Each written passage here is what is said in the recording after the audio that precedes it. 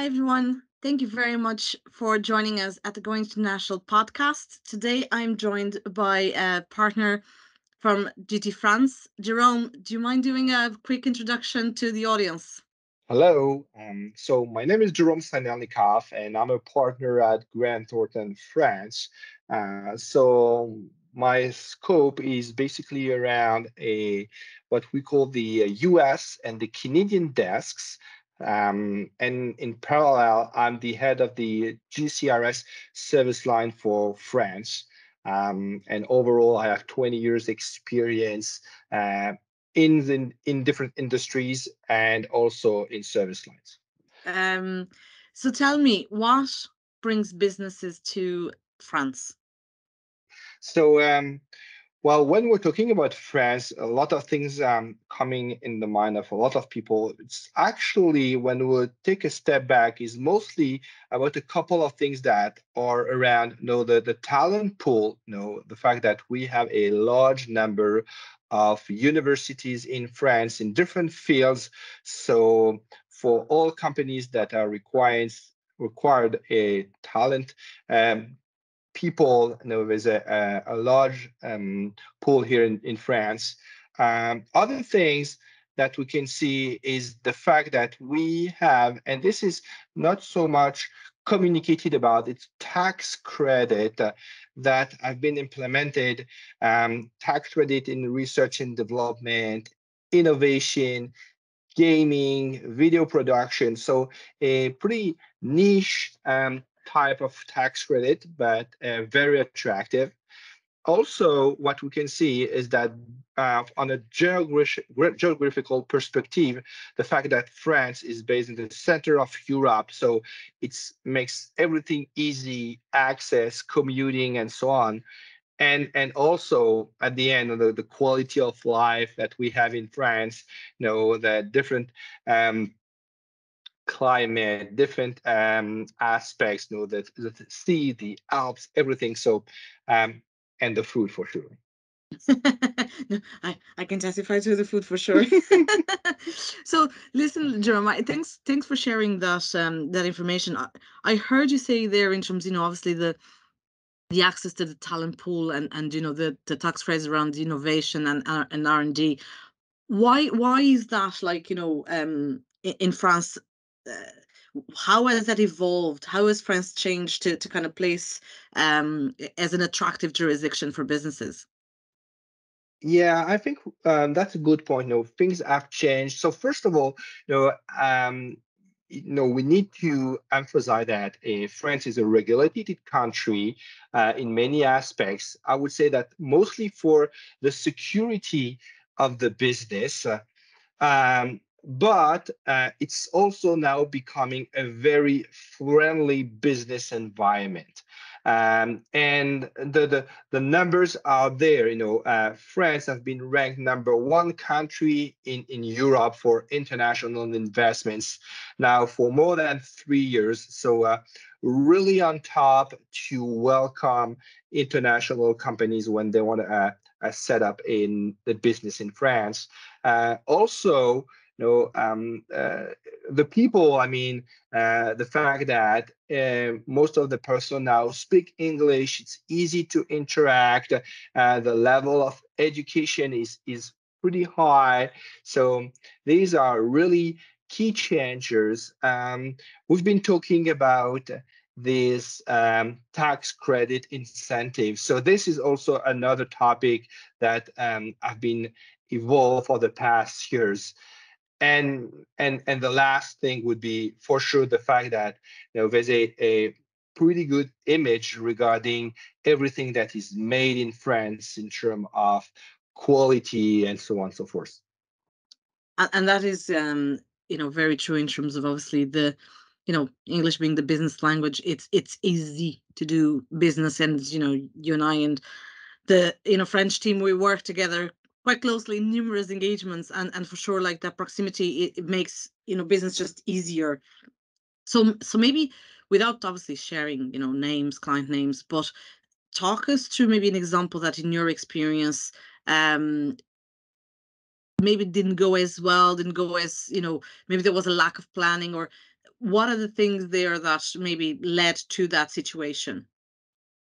Well, probably an example to share with you. So, different in our portfolio, different size of businesses, but here I'm specifically thinking about one large international public company listed at the LSE and with a French activity, a French subsidiary, pretty large subsidiary actually in France, operating in the country, and they were managing their compliance internally with resources in their finance department, and also a part of the person based in Romania to prepare the local statutory financial statements.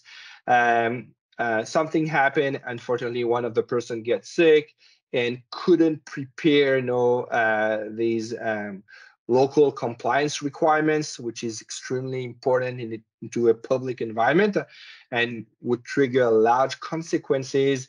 The group at a higher level in terms of communication and so on. So that was a pretty big challenge. You probably want to know how we'd address that. That's exactly what my next question was going to be, Jerome. So what did how did you minimize, I suppose, the impact, or helped to mitigate the consequences, I suppose, for PLC?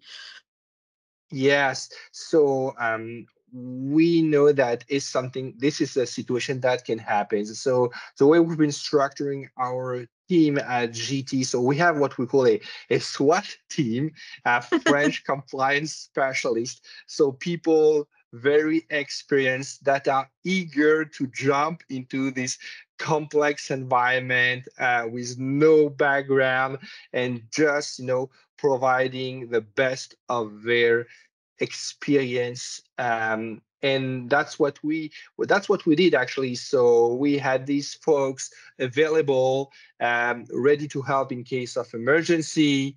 They've been involved rapidly and swiftly with this client, and we've been able to meet the deadlines. The customer was really happy. So it was really people that had these local French accounting and compliance knowledge that been supported on that. And that makes a huge difference when you have the technical knowledge to just basically grab that situation and act quickly, um, to just salvage and minimize any potential impact that could have. Because obviously, on a public perspective, it's it's just from a reputational risk as well, could be quite harmful. Um, so maybe in terms of for the audience listening to us today, what are, in your perspective, the three key compliance, from an accounting or tax perspective, must knows about doing business in France? Yeah, so pretty good question here.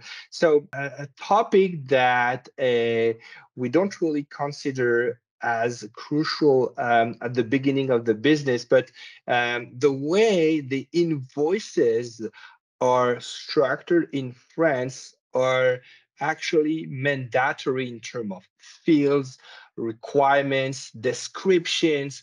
So when a company from abroad wants to start generating revenue in France and just keeping the actual template, just changing the name of the company for the French name of the company, local company, it's not going to work out. So really need to pay attention, having this support. So this would make the invoice compliant, because what's going to happen is that if the invoice is not compliant, we could trigger some impacts at the French company level. So very important to take that into consideration at the beginning. Also, the fact that France is a regulatory country means that every key decision, such as opening the company, increasing the capital, and so on, that needs to be supported by local specialists, because it's going to require some local filing that needs to be compliant with regulation. So it's not just a company decision, it triggers also some local paperwork. And last but not least, the labor law may be complex in France. We have in mind that, well, it could trigger some consequences in terms of penalties, indemnities, and so on. It's just a question of addressing the topics with the right workflow and the step-by-step approach. So things have changed. Regulation is going really in the right direction. It's just really also being on the step-by-step approach and not doing that on their own. That would be my three advices here. No, and thanks for sharing that, because obviously, planning is everything is always key. And these are things that are quite, and we've seen quite unique, quite different, quite specific to, businesses in France. And for sure, like, the labor law and the impact, I suppose, even from a payroll Yeah. tax perspective is very important to, take into account from the outset to make sure that you have it the right way. And then it's seamless, but it's just to make sure that you're not in a situation where you assume it's as in any other jurisdiction, and then you have to go, into kind of a remediation situation, which is always more expensive and just more, troublesome. Yes, that's usually the advice that we are sharing with our customers. Thanks very much for that, Jerome. And maybe looking into kind of the future, being a little bit forward looking, are there changes coming up that you feel businesses need to really start looking at them now, plan ahead, make sure that they are ready for them? Um, Actually, regulation is always evolving, but we're going to have to deal with a major, a really important update regarding the regulation in France that relates to the invoicing, electronic invoicing, and also e-reporting, electronic reporting. So for the largest companies in France, that would kick off in July 2024. So the technology would have to be deployed progressively, and we'll need to have the transmission of the transaction data using a portal. So the French tax authority would be able to monitor and having more insight regarding that. That's the first date to keep in mind for large companies, and we're ready to help and to support. And another date is going to be Jan 1st, 2026, where all companies, the largest and the smallest one, needs to comply with this regulation. So actually a year and a half transition period for the scope of businesses to evolve on this new regulation. So it's going to be key, and companies needs to be aware and well prepared. Absolutely. And that is a very important topic. Obviously, like, Italy went ahead with that in e-invoicing, and I remember being in chats, at the time with a lot of our clients with regards to the changes that need to take place. It does take good amount of, just planning and preparation to make sure that the systems are tested and ready to go.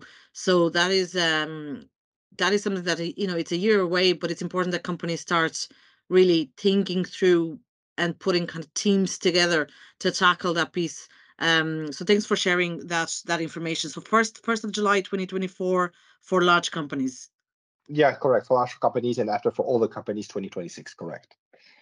Great stuff. Listen, thanks very much for your time, Jerome. Really appreciate to have you here with us today. And thanks very much to everyone for listening. Please like and share if there's any other country jurisdiction that you're interested in. Feel free to post in the comments, and looking forward to another episode of the Going International podcast. Thanks, everyone. Bye.